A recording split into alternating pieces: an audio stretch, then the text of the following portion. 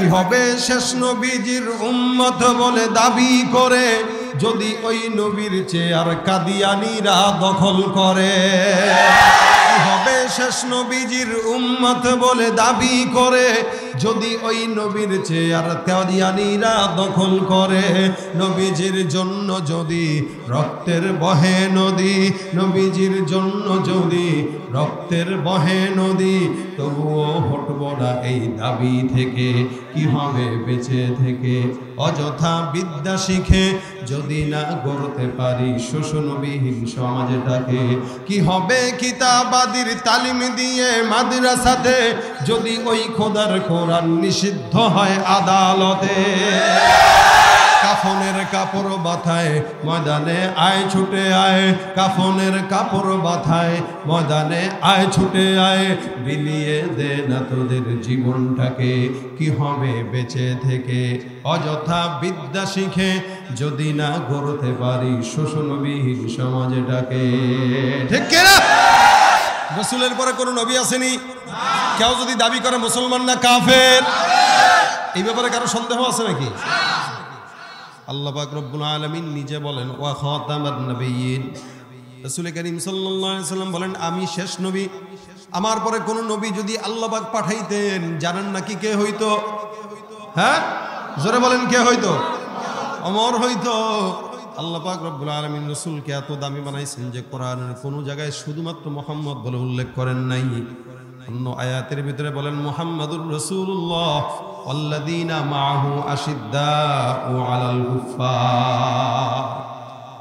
অন্যান্য নবীদের উম্মতদেরকে আল্লাহ পাক বলেছেন কিতাবে ইয়া আইয়ুহাল মিসকিন, হে মিসকিনের দল, কুলাঙ্গারের দল, ফকিরের দল, আপনার মতো আমার মতো গুনাহগারকে রব্বুল আলামিন যখন কোরআনের ভিতরে নাম দিলেন আল্লাহ পাক বলেন ইয়া আইয়ুহাল্লাযীনা আমানু, তোমরা নবীর উম্মত হওয়ার কারণে আমি রব্বুল আলামিন তোমাদের কত দামি বানাইলাম, যার কারণে আমি আল্লাহ কোরআনের ভিতরে তোমাদের নাম দিয়া দিলাম হে মুমিনের দল। সেই মুমিনেরা আজকে রাসূলের উম্মত হওয়ার পর, মুসলমান হওয়ার পর যখন তাদের কাছে নামাজ ভালো লাগে না, রোজা ভালো লাগে না, যাকাত ভালো লাগে না, সুন্নাত ভালো লাগে না, আসলে এদেরকে মুসলমান মুমিন বলা চলে না, এরা হলো ভণ্ড বেঈমান। তুমি রমজান এলে রাখো না রোজা, দিনকে করো আঘাত, পয়সা করির নেই কো অভাব, দাও না তো যাকাত। আছে না নাই?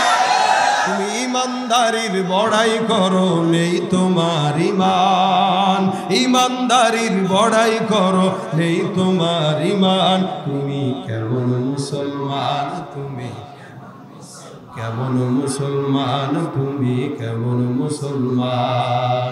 নামাজের সাথে নাই পরিচয়, মানো না কোরআন, নামাজের সাথে নাই পরিচয়, মানো না কোরআন। তুমি কেমন মুসলমান? ঠিক না? নবীর উম্মত দাবি করো, সুন্নাহ মানো না, নবীর অপমানে তোমার হৃদয় কাঁদে না। নবীর উম্মত দাবি করো, সুন্নাহ মানো না, নবীর অপমানে তোমার হৃদয় কাঁদে না। তুমি বিজাতীয় সংস্কৃতিতে সপেছো পরাণ, বিজাতীয় সংস্কৃতিতে সপেছো পরাণ। তুমি কেমন মুসলমান, তুমি কেমন মুসলমান? সুদের টাকায় প্রাসাদ গড়ো, ঘুষ ছাড়ো না, দিন দুঃখী না খেয়ে মরে খবর রাখো না। তুমি সুদ খেয়ে অবিচার করো, ঘুষ খেয়ে অবিচার করো, সাজিয়া প্রধান। কেমন মুসলমান তুমি, কেমন মুসলমান, কেমন মুসলমান তুমি, কেমন মুসলমান? আছে না নাই? আচ্ছা, আমরা মুসলমান হওয়ার পরেও 2 নম্বরই কেন করি? এটার কিছু কারণ আছে না নাই বলেন তো? আমার কাছে যেটা সবচেয়ে বড় কারণ মনে হয়, আপনাকে যদি কেউ ফ্রি 5 লাখ টাকা দিয়ে দেয়, আপনি যা মন চায় তাই করবেন, ঠিক না? কিন্তু এই 5 লাখ টাকা কামানোর পরে করেন তো করবেননি? যা মন চায় তাই করবেন? আপনি চিন্তা করবেন এই 5 লাখ টাকা আমি নিজের পকেট থেকে জমাইছি, যেহেতু কষ্ট করে কামানো, এটারে হ্যান ত্যান ভাবে খরচ করলে চলবে না, যেটা করলে আজীবন চলতে পারবো ওটাই করা লাগবে, এবং যেটা করার পর আজীবন শান্তিতে থাকতে পারবো ওইটাই করা লাগবে। ঠিক এমনই একটা বিষয় সাহাবা আজমাইন ইসলামটাকে আমাদের পর্যন্ত দিয়েছেন তাদের রক্ত রঞ্জিত হওয়ার পরে। তারা কষ্ট করে ইসলামকে এই দেশে এনেছেন এবং আমাদের মাঝে আমরা পেয়েছি সাহাবা একরামদের অবদানের কারণে। আমরা যারা মুসলমান প্রত্যেকেই, আমার দাদা মুসলমান ছিল যার কারণে আমি মুসলমান, বাবা মুসলমান ছিল যার কারণে আমি মুসলমান, অর্থাৎ আমরা জন্মসূত্রে মুসলমান।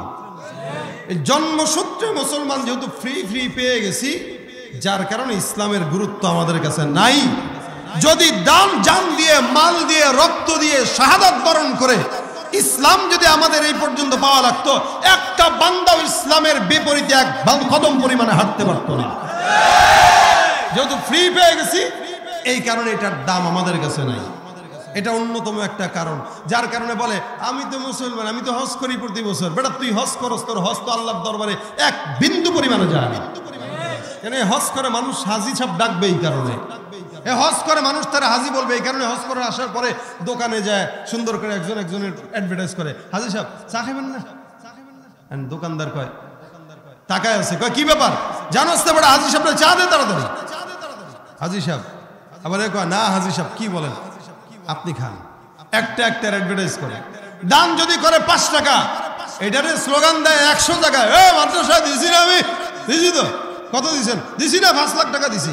5 লাখ ঘুষের টাকা দিছিস বেটা, নিছস আর ঘুষের টাকা দিছস। তোর এই টাকা দিয়া যায় আসে কি? দিনের রাস্তায় তোর টাকা থাকলেও আল্লাহ পাক দিনের কাজ চালাবে, না থাকলেও চালাবে। ঘুষের টাকা তো দিতে সমস্যা কি? কিন্তু নিজের কামানো রক্তের টাকা দাও, দেখ মনে কয় টাকা দিতে পারে। এখন কর দিছি তো, দেয় তো মানুষের আজান দিয়া বলে ওমরের মতো দেন, আবু বকরের মতো দেন, এক হাত দিবে আরেক হাত জানবে না। দেখ মনে কয়জন আছে। নাম ঘোষণা না হইলে প্রেস্টিজে লাগে, আমার নাম হুজুরে কইলো না, হুজুরের চাকরি শেষ। হ্যাঁ, কত বড় বেয়াদব হুজুর। আমি খাওয়াই প্রত্যেক শুক্রবার দাওয়াত দিয়ে, আর হুজুর আমার নামটা বললো না। আছে না? এগুলা হচ্ছে গোপন শিরিক। এগুলা হচ্ছে গোপন শিরিক। রিয়া এটা হলো শিরিক ফিল খাফা। ইবাদতের ভিতরে কখনো রিয়া ঢুকে যাবে তো এটা শিরিক হয়ে যাবে। আল্লাহ পাক হেফাজত করে বলে না। আমরা হলাম এই কোয়ালিটির মুসলমান, আমাদের প্রত্যেকটা ইবাদত উল্টা পাল্টা। কেন? যে ইসলামটা আমরা পেয়েছি বাপদাদার সূত্রে, আমাদের কাছে এর কোনো মূল্য নাই। আল্লাহ পাক আমাদেরকে মুমিন বলে ডেকেছেন, তার মানে বুঝতে হবে আমাদের দাম আল্লাহ পাকের কাছে কত বেশি। আল্লাহ পাক নিজে বলেছেন মুমিন, অন্য কেউ না। আল্লাহ পাক নিজে বলেছেন। রাসূল করিম সাল্লাল্লাহু আলাইহি সাল্লামকে আল্লাহ পাক দুনিয়ার জমিনে দিয়েছেন, যেহেতু এমনি দেন নাই। সারা দুনিয়ার সমস্ত নবীর চাইতে আল্লাহ পাক একমাত্র মুহাম্মদ রাসূলুল্লাহকে দামি বানিয়েছেন। সব নবী একদিকে, মুহাম্মদ একদিকে। ওজনের পাল্লা ভারী না কম? ভারী। দেখেন, নির্বাচন করেছেন সবার আগে, পাঠাইছেন সবার পরে। এই যে আপনারা যে আজকে এখানে মাহফিল করছেন, এই লাইট সবকিছু সাজাইছেন সুন্দর করে, এটা কেন সাজাইলেন? যে কেউ মেহমানরা আসবে, মানুষ যেন বুঝে।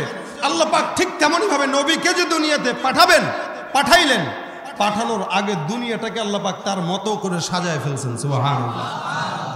এমন ভাবে সাজাইছেন মানুষ যেন দেখলেই বুঝে কোনো নবী আসবে, পাদ্রীরা যেন দেখলেই বুঝে কোনো নবী আসবে। যার কারণে পূর্ববর্তী সমস্ত কিতাবে আল্লাহ পাক রাসূলের আগমনের কথা বর্ণনা করেছেন।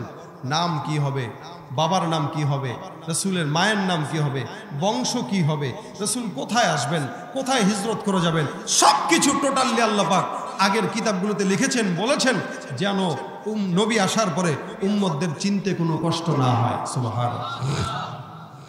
যার কারণে তো আল্লাহ পাক রব্বুল আলামিন রাসূল করিম সাল্লাল্লাহু আলাইহি সাল্লাম দুনিয়ার জমিনে আসার আগেই সিদ্দিক আকবর আবু বকর রাদিয়াল্লাহু তাআলা আনহু একদিন শাম দেশে ব্যবসা করার জন্য গেলেন। রাসূল তখনও নবী হন নাই।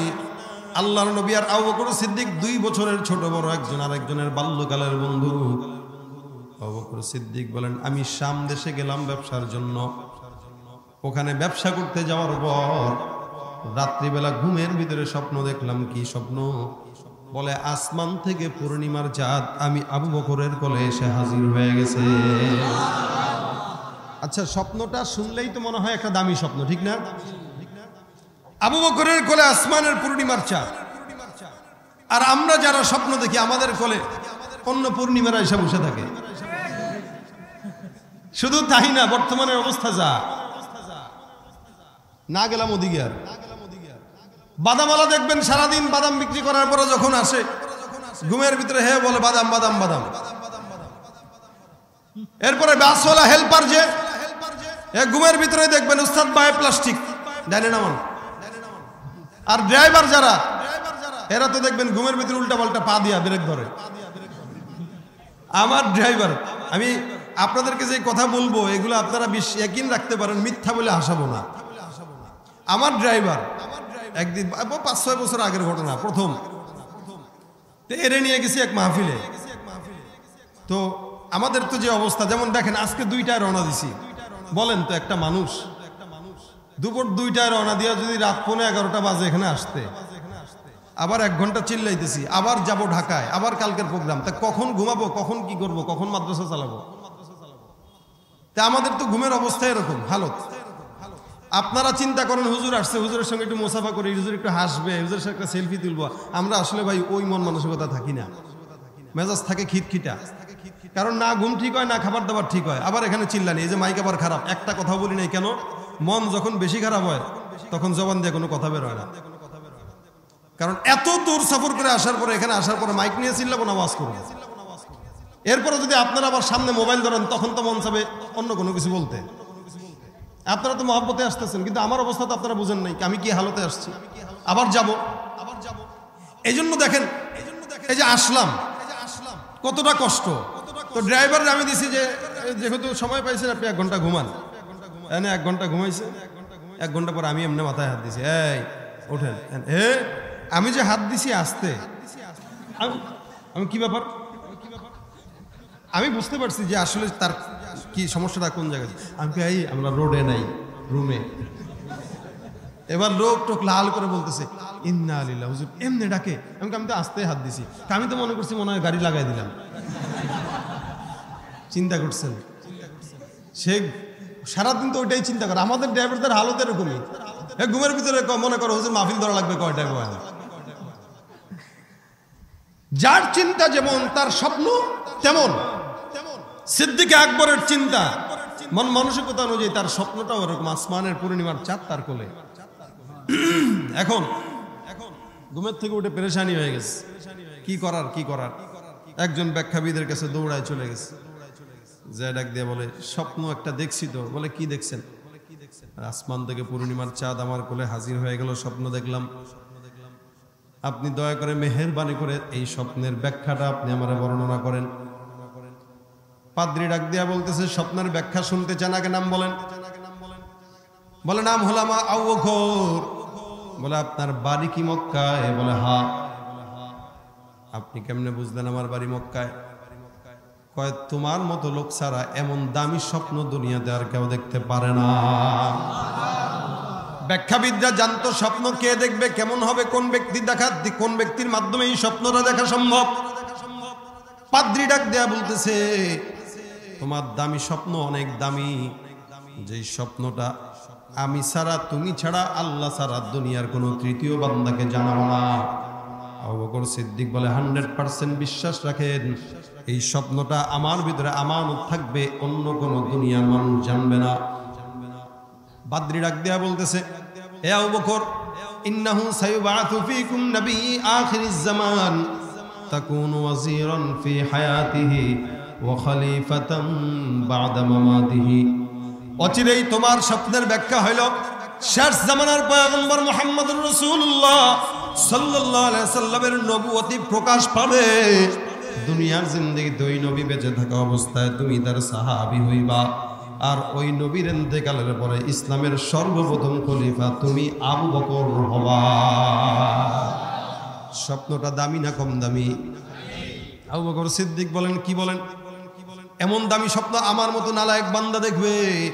এটা তো কল্পনার বিষয়। পাদ্রী ডাক দেয়া বলেন চুপচাপ তুমি মক্কায় চলে যাও, ওখানে যাওয়ার পর তুমি তোমার বাস্তবতা প্রমাণ পাবা। আবু বকর সিদ্দিক যখন গেলেন, যাওয়ার পরে মক্কার হালত পরিপূর্ণ। আবু জাহেল উতবা সাইবা মক্কার কিনারায় বসা, ডাক দেয়া বলে, কি অবস্থা? মক্কার সব হালত তুমি আমাকে একটু বর্ণনা করে শোনায় দাও। আবু বকর ডাক দেয়া বলছেন, যখন এই কথা আবু জাহেল উতবা সাইবা সবাই মিলে বলতেছেন, মক্কার সব হালত ভালো, তবে একটা অবস্থা খারাপ। কি অবস্থা? বলে, মুহাম্মদ আমাদের ভাতিজা যে আছে আব্দুল্লাহর ছেলে, আল্লাহ পাক নাকি তারে নবী বানাইছেন। আল্লাহ পাক রব্বুল আলামিন নাকি তাকে শেষ জামানার পয়গম্বর হিসেবে আবির্ভাব করে দিয়েছেন। সুবহানাল্লাহ। আবু বকর সিদ্দিক বলেন, কে বলল? বলে, মুহাম্মদ নিজে নিজেকে নবী বলে স্বীকার করেছে। আল্লাহর কি খায় দেয় কাম নাই যে মুহাম্মদকে আল্লাহ পাক নবী বানাবে আমাদের মতো এরকম বড় লোক রাইখা?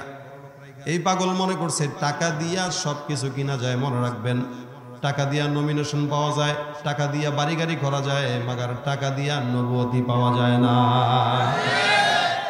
টাকা 10 লাখ টাকা দিয়ে যদি কেউ একজন এলাকার ঘুষ করে এসে বলে আমরা মসজিদের ইমাম বানাবেন?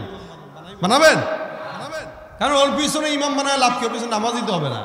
আর ইমাম সাহেব যদি বলেন আমি আপনারে ভাই টাকা পয়সা লাগবে না, আমি আপনারে কিচ্ছু দিতে পারবো না, আমার দয়া করে এই জায়গায় ইমাম বানায়েন না, আর এরপরে আপনারা কবেন হুজুর প্রয়োজনে টাকা দেওয়া হইলেও আপনারা আমরা ইমাম বানাবো, কারণ আমাদের আপনারাই দরকার। ঠিক না? টাকা দিয়ে সব পাওয়া যায় না। আবু জাহেল মনে করছে টাকা পয়সা থাকলে নবুয়তি পাওয়া যায়।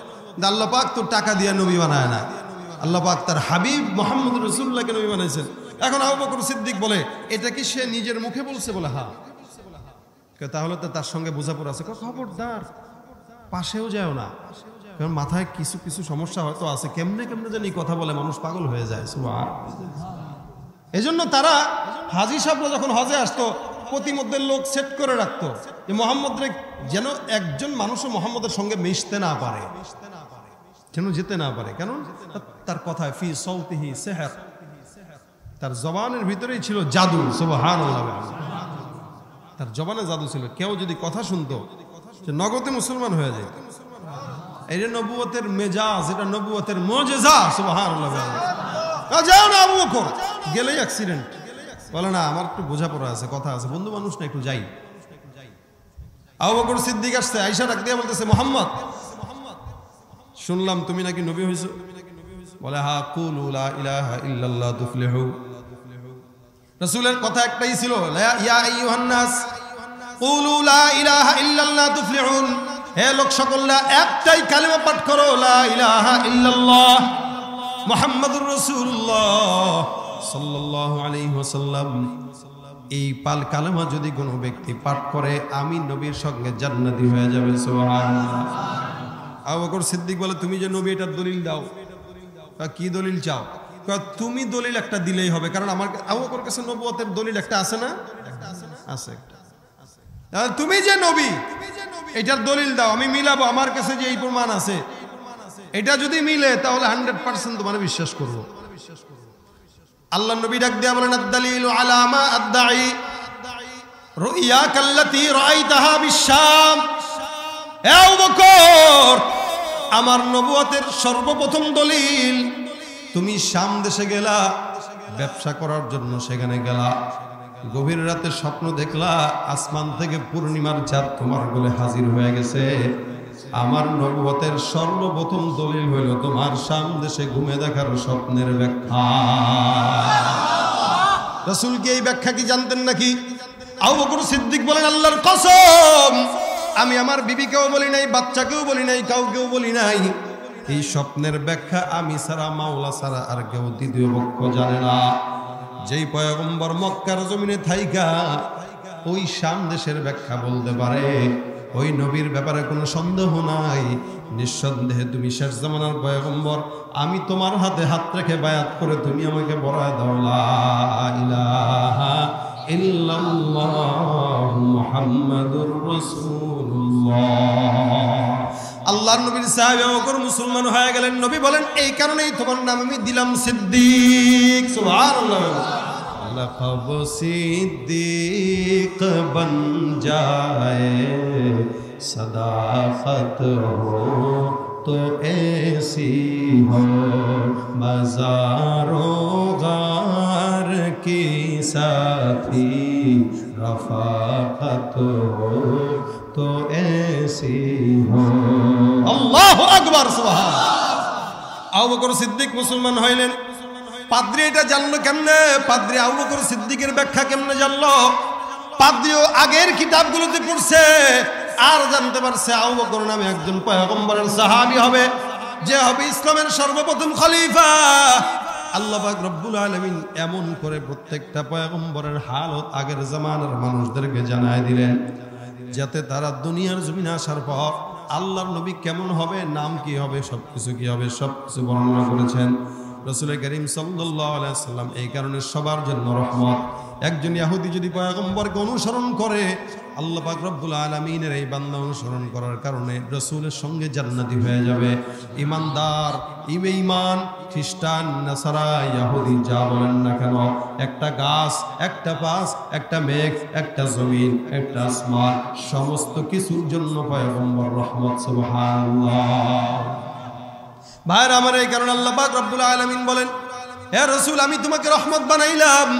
রাসূল করিম বলেন, আমি যেহেতু রহমত, তোমরা যদি কেউ আমার আদতকে তোমাদের আদত বানাও, লা ইউমিনু আহাদুকুম হাত্তা ইয়াকুনা হাওয়াহু তাবাআন লিমা জিতু বিহি, যতক্ষণ পর্যন্ত তুমি মুমিন হতে পারবা না, ততক্ষণ পর্যন্ত মুমিন হতে পারবা না, যতক্ষণ পর্যন্ত তুমি আমি নবীকে তোমার রহমত হিসাবে না বানায় নিবা, ততক্ষণ পর্যন্ত, যতক্ষণ পর্যন্ত আমি নবীর আখলাক তোমার আখলাক না বানায় নিবা।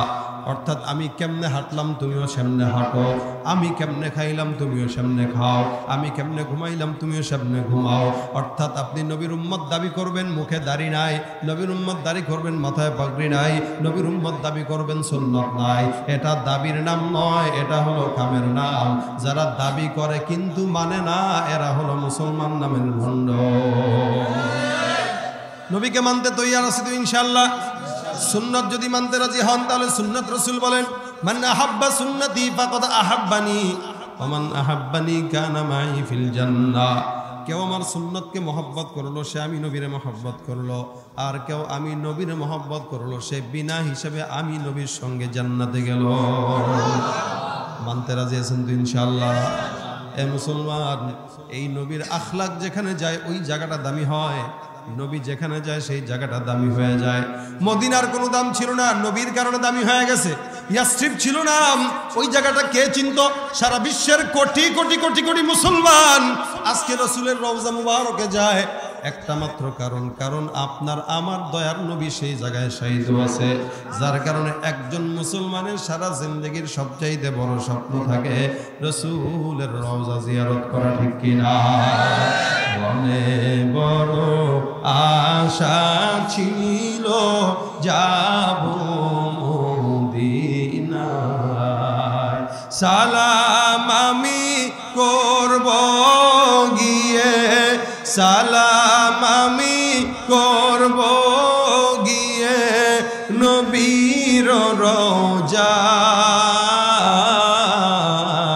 মনে বড় আশা ছিল যাব মদিনায়, আরব সাগর পারি দেব নাই কো আমার তোরি, পাখি নই যে উড়ে যাব ডানাতে ভর করি। আমার আশায় আছে সম্বল নাই, আশায় আছে সম্বল নাই, করি কি উপায়? মনে বড় আশা ছিল যাব মদিনায়। रुखसार से बुरका कदरा पर्दा उठा दो, लिल्लाह मुझे हुस्न खुदा दाद दिखा दो, लिल्लाह मुझे हुस्न खुदा दाद दिखा दो। आए बहर करम सदका हुसैन इब्न अली का, पियासा हो मुझे शरबत दीदार पिला दो, पियासा हो मुझे शरबत दीदार पिला दो। मैं दूर हो मजबूर हो ऐ सैयद आलम, दीदार दिखाते नहीं आवाज सुना दो, जिन लोगों को कहलाते हैं सग तेरी गली के, उन लोगों की दफ्तर में मेरा नाम लिखा दो, उन लोगों की दफ्तर में मेरा नाम लिखा दो। जोरे बोलेन आमीन। মদিনার কুকুর হতে পারলেও অনেক কবিরা সান্ত্বনা পাইতেন। বলেন আমরা যদি কুকুরও হয়ে যাইতাম তাও তো অন্তত রওজার জালিটা দেখতে পারতাম। শুধুমাত্র রাসূলের রওজা থাকার কারণে ওই জায়গা দামি হয়ে গেছে। তাহলে রাসূলের আখলাক কোন দেহে যদি চলে আসে ওই দেহ তো জান্নাতি দেহ হয়ে যায়। রাসূলের সঙ্গে মহব্বতের অন্য একটা মাধ্যম আপনি বলে শেষ করে দিচ্ছি। আমাদের উস্তাদরা আমাদেরকে শিখাইছেন, আমরা আপনাদেরকে শেখাই। রাসূল বলেন মান সাল্লা আলাইয়া সালাতান ওয়াহিদান সাল্লাল্লাহু আলাইহি আশারা। কোন মানুষ কোন নবীর উম্মত যদি একবার রাসূলের উপরে দুরূদের আমল করে আল্লাহ পাক তার উপরে 10 বার রহমত নাজিল করে দেন। রাসূলের সঙ্গে মহব্বতের সবচাইতে বড় মাধ্যম হলো দুরূদ শরীফের আমল। ব্যবসা বাণিজ্য করেন, দোকানপাটে চাকরি করেন, চেয়ারম্যানই করে, মেম্বারি করে, এমপিগিরি করে, ব্যবসায়ী ব্যবসা করে, কৃষকরা ক্ষেত খামারে চাষ করে, রিক্সাওয়ালা রিক্সা চালায়, অটোওয়ালা অটো চালায়। হাতের কাজ আছে, পায়ের কাজ আছে, জবানের কোনো কাজ নাই। আজকে থেকে নিয়ত করবেন জবানের একটাই মাত্র কাজ সাল্লাল্লাহু আলাইহি ওয়াসাল্লাম। বলেন সাল্লাল্লাহু আলাইহি ওয়াসাল্লাম। একবার পড়বেন 10টা গুনাহ মাফ, 10টা রহমত নাজিল হয়, আর 10 বার আল্লাহ পাক সম্মান বুলন্দ করে দেন। যাই কিছু করেন না কেন, যত বিপদে পড়েন না কেন, দুরূদ শরীফের আমল এমন একটা আমল, যত বিপদ আসুক ইনশাআল্লাহ বিপদ সব আল্লাহ পাক দূর করে দিবে ইনশাআল্লাহ। যত বড় বিপদ হোক, ক্ষেত খামারে বরকত নাই, দুরূদ শরীফে আমল করে দেন, বরকত হবে। মা বোনরা তরকারি করতেছেন, তরকারি কুটে না দুরূদ পড়েন, রান্না করেন না দুরূদ পড়েন। স্বামী যদি বেনামাজিও হয়, দুরূদের বরকতের খাবার পেটে গেলে স্বামী নামাজি হয়ে যাবে ইনশাআল্লাহ। সবচেয়ে বড় বিষয় হলো সপ্তাহে একদিন রাসূল করিম সাল্লাল্লাহু আলাইহি ওয়াসাল্লামের রওজার ভিতরে ফেরেশতারা নাম, ঠিকানা, বাবার নাম, এলাকা সহ আপনার আমলনামা পৌঁছায় দেয়। কোনো ব্যক্তি যদি দুরূদ পড়ে, যতবার পড়বে ততবার রাসূলের রওজা আপনার নাম যাবে। এই আপনাদের এলাকার কারোর সঙ্গে যদি আমার ব্যক্তিগত মহব্বত থাকে, সে যখন আমারে ফোন দিয়ে বলবে ভাই আমি অমুক, ফোন দিলে আমার বলা লাগবে না যে অমুক, নাম্বার দেখলেই চিনবো যে সে, কণ্ঠ শুনলেই চিনবো যে সে যদি আমি এলাকায় আসার পর আমার ঘাড়ে হাত দেয় হাঁটে, আমি কিচ্ছু বলবো না, কারণ তার সঙ্গে মহব্বত ভিন্ন।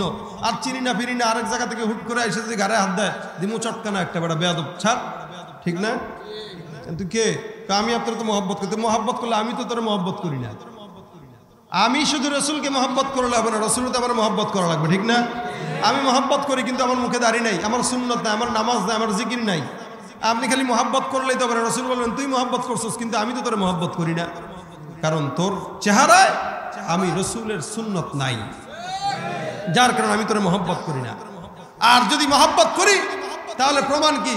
প্রত্যেক দিন যখন, প্রত্যেক সপ্তাহে যখন আপনার নাম রাসূলের রওজায় চলে যাবে, রাসূল যখন দেখবে কি রে এই নামটা তো বারবার আসে, কবরে যাওয়ার পর বলবে আল্লাহ এই লোকটা তো চিনি, প্রত্যেক দিন 100-200 বার আমার কাছে দুরূদের আমল পাঠাইতো, আল্লাহ ওর কণ্ঠটা আমার কাছে পরিচিত, ওর নাম আমার কাছে পরিচিত, ওর চেহারা আমার কাছে পরিচিত, ওর আওয়াজ আমার কাছে পরিচিত, কোনো কথা ছাড়া আমি সুপারিশ করে দিলাম ও আমার সঙ্গে জান্নাতে থাকবে। সুবহানাল্লাহ। দুরূদের বরকতে রাসূল আপনার জন্য সুপারিশ করবে। নিয়ত করেন আজকে থেকে, হাতের কাজ পায়ের কাজ থাকবে, জবানের কাজ থাকবে না, জবান দিয়ে উল্টাপাল্টা কথা না বলে যতক্ষণ সময় পাই সাল্লাল্লাহু আলাইহি ওয়াসাল্লাম। ছাত্র ভাইরা ফের পরীক্ষার হলে যাবে, দুরূদ পড়বে, আর পরীক্ষার প্রশ্ন হল হবে না, এটা হতে পারে না। দুরূদ শরীফ পড়া শুরু করেন, দেখবেন সব জবাবগুলো হল হয়ে গেছে, পরীক্ষার হালত একদম স্পষ্ট, আপনি পাস করে ফেলবেন ইনশাআল্লাহ। আমাদের ওস্তাদরা এগুলো আমাদেরকে শিখাইছেন, আমরা আপনাদেরকে বলি এটা আমাদের আকাবিরদের তাজরিবা, এটা রাসূলের সুন্নাত থেকে এই তাজরিবা নেওয়া।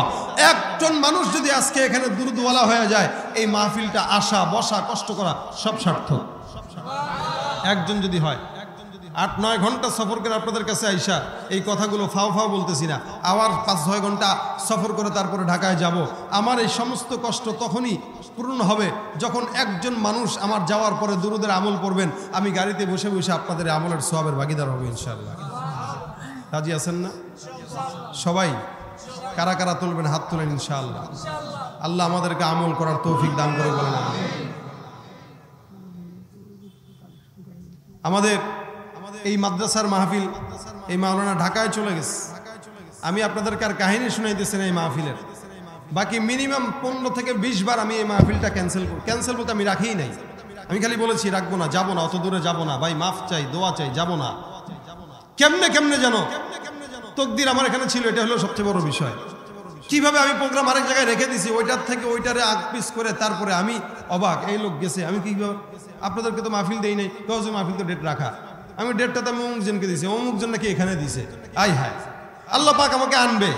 এখন আমার দিল বলতেছে হয়তো এই মুখলেস মানুষটার ইখলাসের কারণে হয়তো আল্লাহ পাক আমাকে এত দূরে কষ্ট করে আনছে। এখন এই বান্দাটা কষ্ট করছে, মাহফিলটা আপনাদের জন্য। এই জায়গায় সারাদিন বৃষ্টি, আমিও একদম 12টার দিকে আমি বারবার ফোন দিচ্ছিলাম আমার যে প্রোগ্রাম রাখছে এই মাওলানাকে, যে বলেন না যাই, আমি যেতে চাচ্ছি না, কারণ বৃষ্টি। যাওয়ার পর অর্ধেক রাস্তা যাওয়ার পরে বলবো বৃষ্টি হুজুর চলে যান, আরেক কষ্ট। সব শেষে আল্লাহ পাক যে এখন বৃষ্টি মুক্ত রাখছে, বলেন না আলহামদুলিল্লাহ। এটা আল্লাহ পাকের রহমত আপনাদের প্রতি। আপনারা এতগুলো মানুষ এই পর্যন্ত বসা। আব্দুল বাসুদ খান সাহেব ছিল মুরব্বী আমাদের, ওনাদের পরে তো আর মানুষ আলোচনা শুনে না। এরপর আমি বকলম নালায়েক নাখান্দার আলোচনা আপনারা যে পর্যন্ত শুনছেন, আল্লাহ পাক আপনাদেরকে জানে মালে ইমানে আমলে হায়াতে বরকত দান করুক। যে কথাগুলো বললাম আমল করার তৌফিক দান করুক। আপনাদেরকে শেষমেশ হযরত একটা আবেদন করেছেন, শুধু রুমাল যাবে, আপনারা যে যতটুকু পারেন ততটুকু মাদ্রাসার জন্য একটু রুমালে 2 টাকা 4 টাকা 10 টাকা 100 টাকা 20 টাকা যতটুকু পারেন দিবেন। কেউ মোনাজাত না ধরে যাবেন না। মোনাজাত হচ্ছে আদ-দুআ ও মুখুল ইবাদা, এটা হচ্ছে সব কিছুর মাথা মগজ। এটা না করে গেলেন তো বরকত থেকে মাহরুম হয়ে গেলেন, এটা করে গেলেন তো বরকত পেয়ে গেলেন। যুবক কমিটির ভাইরা একটু রুমাল নিয়ে ভিতরে চলে যান, একটু যে যতটুকু পারেন, যারাই আছেন একটু উঠেন, যারা আছেন একটু উঠেন, একটু উঠেন ভাই, যতটুকু পারেন একটু দান।